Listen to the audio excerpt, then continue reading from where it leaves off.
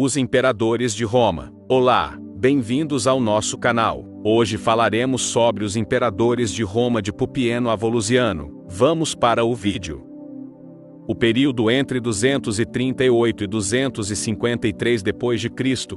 foi um dos mais instáveis da história romana, conhecido como parte da crise do século III. Durante esses anos, o império enfrentou sérios problemas de sucessão, guerras civis, colapsos econômicos, pressões bárbaras e surtos epidêmicos. Muitos imperadores reinaram por apenas alguns meses e tiveram finais violentos, reflexo da erosão do poder central e da crescente influência das legiões.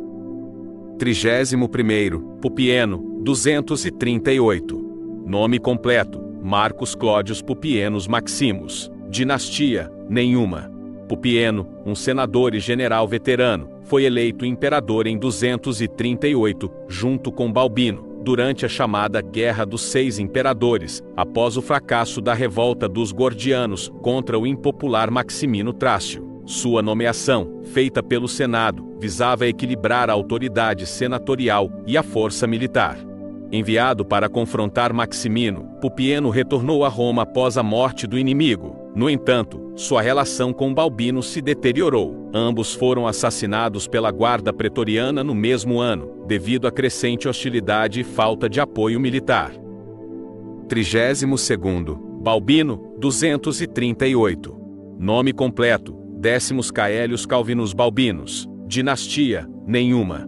Balbino, também senador e orador respeitado, governou em corregência com Pupieno. Sem base de apoio entre os soldados e impopular entre o povo, seu reinado foi igualmente curto e turbulento. A tensão entre os dois co-imperadores e a desconfiança da guarda pretoriana culminaram em sua morte violenta, junto a Pupieno, em mais um exemplo da instabilidade do poder imperial naquele ano. 33º, Gordiano III, 238 a 244. Nome completo: Marcos Antônios Gordianos. Dinastia: Gordiana. Neto de Gordiano I, foi aclamado imperador aos 13 anos de idade pelo povo e pelo Senado após o assassinato de Pupieno e Balbino. Seu governo, inicialmente tutelado pelos senadores e depois por seu sogro e prefeito pretoriano Timese Tel, foi surpreendentemente estável durante alguns anos.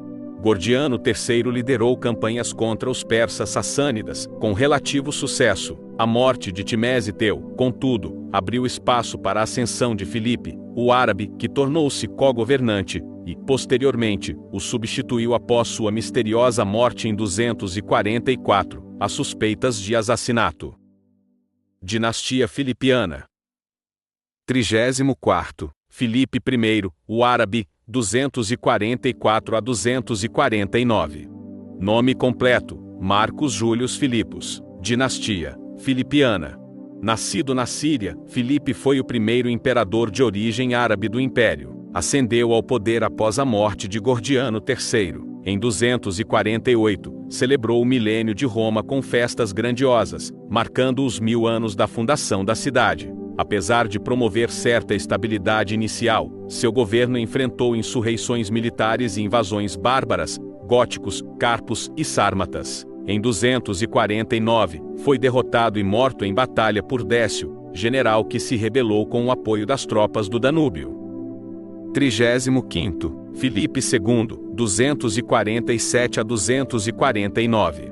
Nome completo: Marcus Július Filipos Severus. Dinastia Filipiana.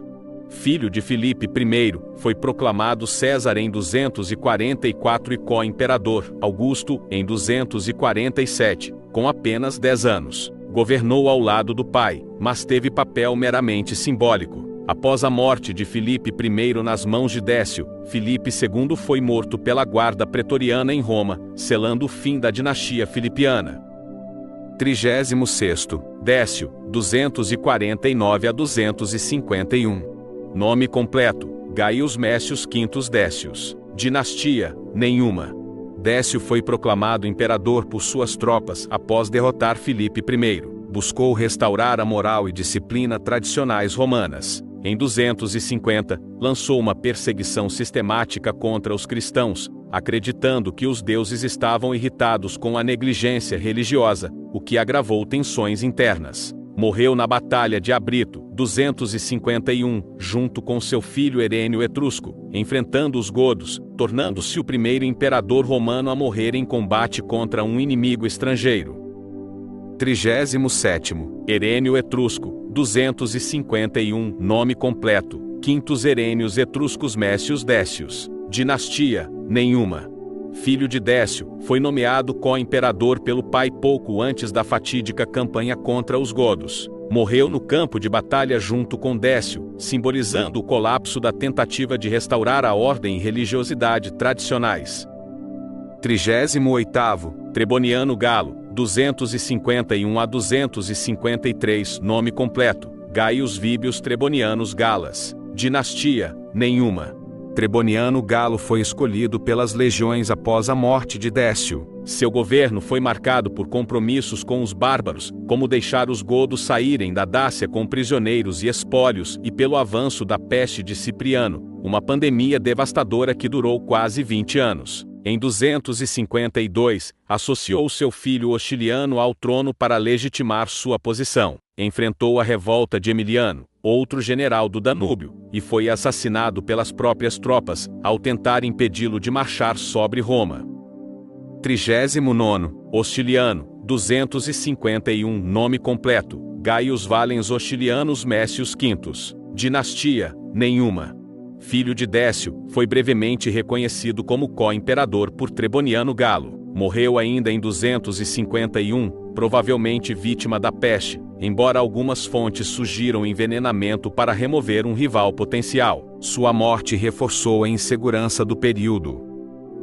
40º, Volusiano, 251 a 253, nome completo, Gaius Víbios Afínios, Galas, Veldunianos Volusianos, dinastia, nenhuma.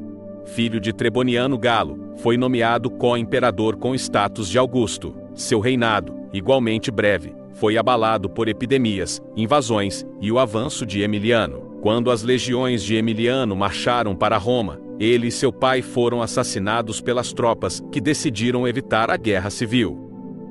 O período de Pupieno a Volusiano ilustra claramente os efeitos destrutivos da crise do século III, sucessões instáveis, efemeridade no poder, assassinatos políticos, aumento da influência militar e colapso das fronteiras. As ameaças externas, como os godos e partas, somavam-se a epidemias e crises econômicas internas, resultando num dos períodos mais sombrios do Império Romano.